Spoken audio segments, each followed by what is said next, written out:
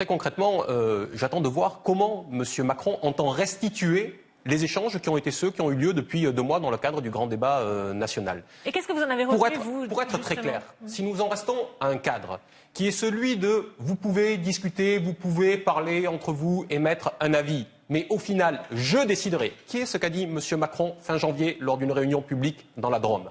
Dans ce cas-là, si le grand débat national se termine comme il est prévu, à savoir que les conclusions seront données à un cabinet de conseil, le cabinet Roland Berger, qui devra les traiter et faire lui-même ses propres propositions que M. Macron reprendra ou non à son compte, dans ce cas-là, cela aura été un grand débat pour rien, parce que ce grand débat se sera limité à laisser parler les gens. Ce que veulent les gens aujourd'hui, c'est pouvoir décider. Et donc, à l'issue de ce grand débat, M. Macron serait bien inspiré de faire déboucher ce grand débat sur derrière un processus constituant. Parce que c'est cela qu'attendent les gens. Pouvoir élire une assemblée constituante qui permette au peuple de se refonder en tant que corps politique et décider ce qui est bien pour soi et ce qui est bien pour tous. Notre pays aujourd'hui a eu une étape de délitement et a besoin de se reconstruire, de faire un pas en avant, pas de se replier sur lui-même derrière le monarque présidentiel. Eh bien, c'est cela que devrait annoncer M. Macron s'il voulait vraiment être à la hauteur de l'histoire.